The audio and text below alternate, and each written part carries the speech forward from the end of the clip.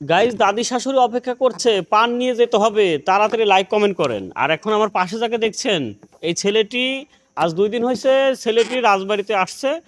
ছেলেটি কোনো কাজ কাম পায় নাই। আর ওকে একটা ছেলে হচ্ছে, তোমার বাসা কোথায়? ঈশ্বরদী। ঈশ্বরদী। আচ্ছা, ছেলেটির বাসা হচ্ছে ঈশ্বরদী। আর তোমার আব্বুর নাম কি? ইব্রাহিম। ইব্রাহিম। কি করেন তিনি পেশায়? ভিক্ষে করে। ভিক্ষে করে। কারণ কি ভিক্ষে করার কারণ কি? নবীজি শিক্ষা করো না ভিক্ষা, ভিক্ষা করার কারণ কি? হ্যাঁ, অন্ধ। ও সরি, অন্ধ। আচ্ছা গাইস, এই ছেলেটির আব্বু হচ্ছে অন্ধ। তা আমি আগে আরেকটি ভিডিও দেখাই।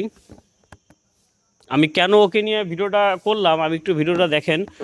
ছেলেটি জায়গায় জায়গায় মানুষের কাছে সাহায্য চাচ্ছে, এক এক দোকানে যায়, জনগণের কাছে যে, কিন্তু কেউ ওকে সাহায্য করলো না। তাই তখন আমি দূর থেকে দেখে আমি একটু জুম করে ভিডিওটা করলাম, করে দেখলাম যে আসলে ওকে দেওয়া যায়।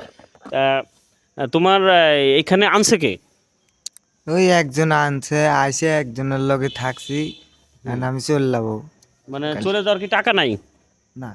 আচ্ছা গাইস, চলে যাওয়ার টাকা নাই। যাই হোক গাইস, এখন আমি ওকে আপনারা হয়তো ভাবতে পারেন যে একবারে সুস্থ একটি ছেলে, ওকে দিয়ে কেন খেলাটা দেওয়া হচ্ছে। আসলে ওর কাছে আজকে রাতে তো তুমি কিছুই খাও নাই, ও আজকে রাতে কিছুই খায় নাই।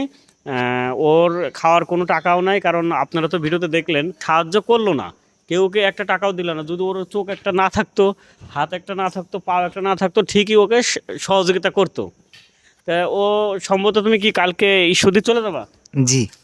কালকে হচ্ছে ও ঈশ্বরদী চলে যাবে। খেলা নিয়ে আসছি দুইটা, একটার মধ্যে হচ্ছে খালি থাকবে, আরেকটার মধ্যে হচ্ছে কাগজ থাকবে। তা যেটার মধ্যে কাগজ থাকবে ও সেইটাই পাবে হচ্ছে 4 গ্রাম টাকা, আর যেটার মধ্যে কোনো কিছু থাকবে না সেইটাই পাবে 8 গ্রাম টাকা। দেখা যাক ও কোনটা নেয়। এটা নিলাম। আচ্ছা, এটা আমি আরেকটু কথা বলে নিই। আপনারা ভিডিও অবশ্যই ভাইরাল রাজবাড়ির সঙ্গে থাকবেন, যাতে ভাইরাল রাজবাড়ি আরও মানুষকে সহযোগিতা করতে পারে, এইভাবে পালা পাথরতে মেপে টাকা দিতে পারে। কারণ টাকার মান এত পড়া পড়ছে যে টাকা মাইপে দিতে হচ্ছে পালা পাথর দিয়ে। তো যাই হোক, দেখি এখন ও এখানে কি পায়, ফাটাও। কেমন দাও ধরে, একটু কাছে নিয়ে আসেন।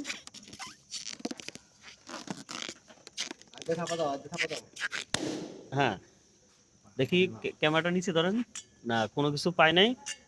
কোনো কিছু নাই ভিতরে। তার মানে আমি বলছিলাম ভিডিওতে যে যদি কোনো কিছু না থাকে তাহলে পাবে 8 গ্রাম টাকা। তা আমি এখন ওকে 8 গ্রাম টাকা মেপে দেবো। আর আপনারা একটু আমার সঙ্গে থাকবেন এবং ভিডিওটি বেশি বেশি করে শেয়ার করবেন। তাহলে তোমার আব্বু হলো অন্ধ না? একটা পড়ছে, পিছু উঠাও তো।